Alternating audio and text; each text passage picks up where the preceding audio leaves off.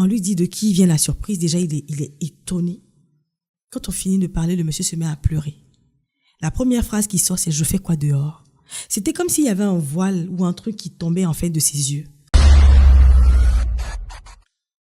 Alors cette phrase-là me trottine pendant 2 jours et je me dis, au bout de 2 jours, j'ai rien à perdre.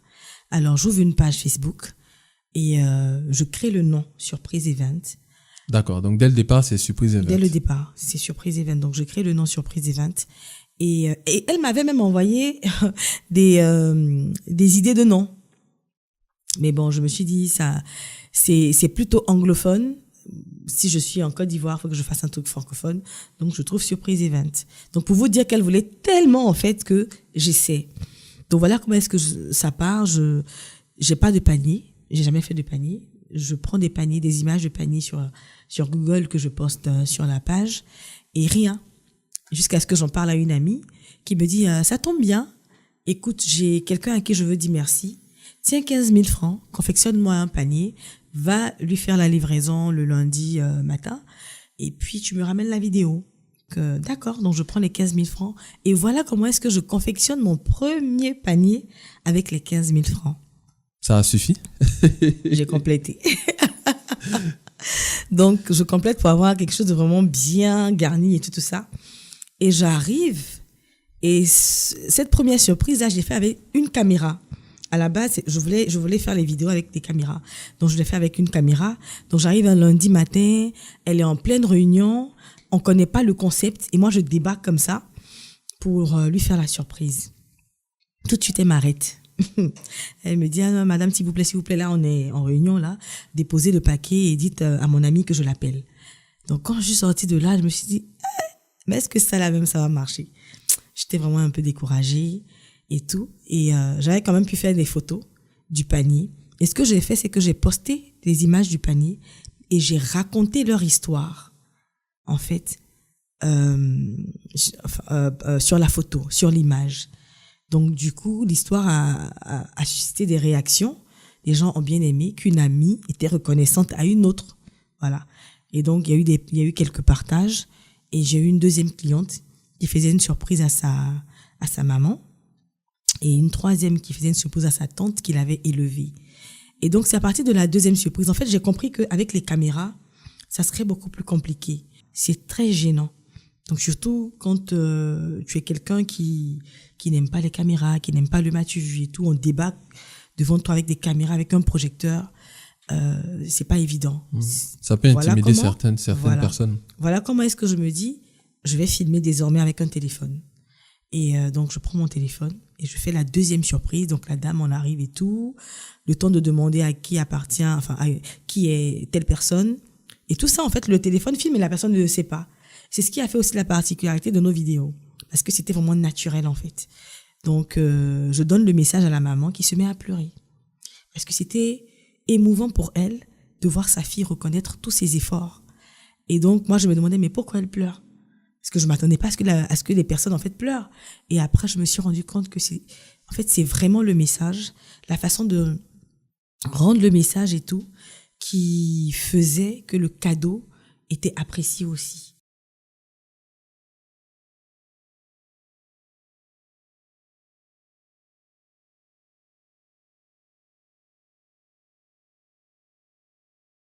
Et ça ne s'est plus arrêté jusqu'aujourd'hui. Voilà. C'est ce que j'ai envie de dire. Tu n'as pas peur que les gens soient exposés? Par exemple, j'ai une scène qui me vient à l'esprit comme ça. Quand on sait qu'on vit dans un contexte où il y a les femmes mariées, il y a les tchisas, il n'y a pas une situation comme ça où tu es parti livrer, tu as filmé, tu as posté et puis en fait, ça a créé des problèmes derrière. Je sais pas si tu vois ce que je veux dire. Vous savez, vu que j'ai fait la télé, je peux pas me permettre de poster des images sans l'accord des clients. Toutes nos vidéos sur nos pages sont postées avec l'accord des clients. Du travailleur dans un marché au ministre, il n'y a aucune différence. On demande toujours l'accord du client. Ça veut dire qu'il y a des vidéos qui sont pas postées parce que le client n'a pas voulu. Il y a beaucoup de vidéos qu'on ne poste pas. Parce qu'il y a eu Moi, je vous prends par exemple un exemple d'un monsieur à qui on a fait une surprise et c'était une réconciliation. Ils étaient en train de divorcer et sa femme m'a dit, on a déjà signé, en fait. Wow. Mais j'aime mon mari et je veux tenter avec vous. Quand elle a expliqué vraiment tout ce que son mari lui faisait, quand elle a raccroché, j'ai dit, mais attends, là, c'est fini, là. Mais on va quand même faire la surprise. On va en faire la surprise. Et moi, je prie, la plupart du temps, je prie avant de faire ce genre de surprise-là. Et on arrive un samedi matin, il travaille dans une école et tout ça avec ses collègues. Quand on arrive, il s'attendait pas à ce que ça soit de cette femme-là, la surprise. Donc, on fait la surprise, on lui dit de qui vient la surprise. Déjà, il est étonné. Quand on finit de parler, le monsieur se met à pleurer.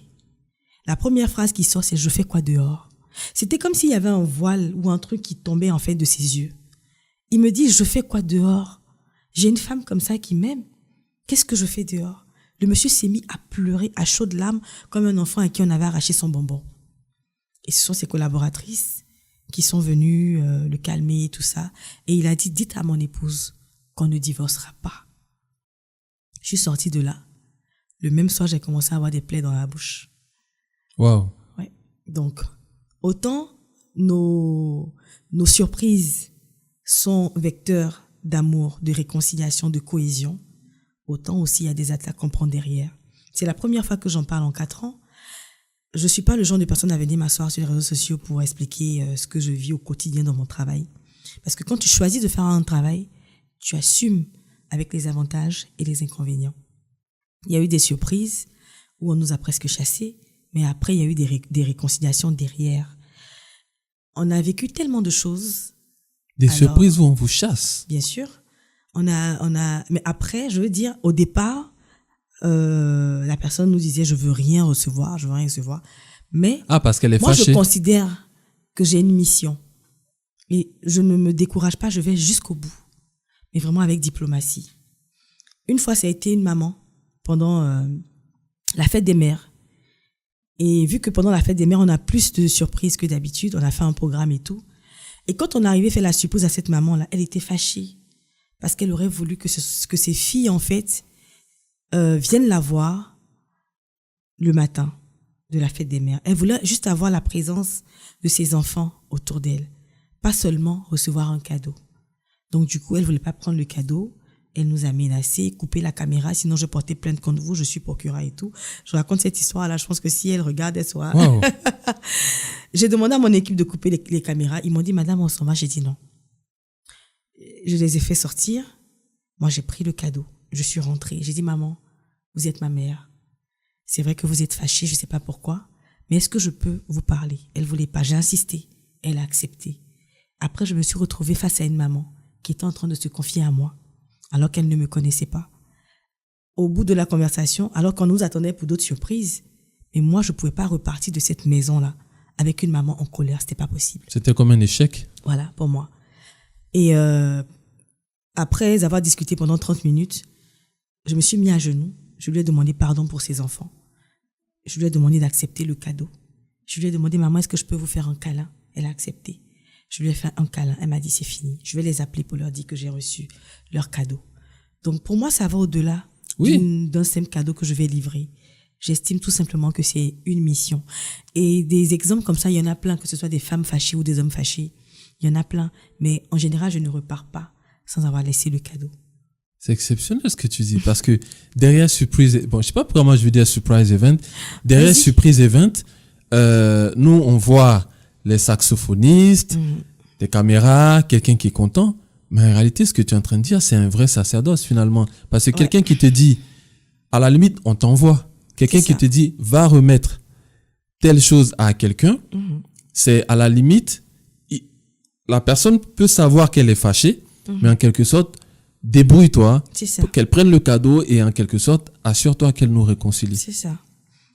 C'est formidable, je trouve. Nous, on ne voit que les cadeaux, mais c'est plus que ça. Exactement. C'est plus simple pour les anniversaires, finalement. Oh, c'est pareil, hein. Même quand il y a des anniversaires, il y a des personnes qui peuvent être fâchées, qui ne veulent pas forcément recevoir le cadeau. Mais après, il faut juste user de diplomatie pour pouvoir déjà laisser le message de la personne. C'est pas l'âge qui définit la maturité, vous savez. Enfin, tu sais, c'est pas l'âge qui définit la maturité. Il y a des personnes qui se disent, parce que je suis fâchée, je reçois pas le cadeau et tout. Parfois, quand on finit même et on se rend compte de la raison du problème. C'est juste un petit truc. Le diable n'aime pas la paix, le diable n'aime pas là où il y a l'amour. Et donc, quand nous, on va prôner l'amour, forcément, derrière, on a des attaques.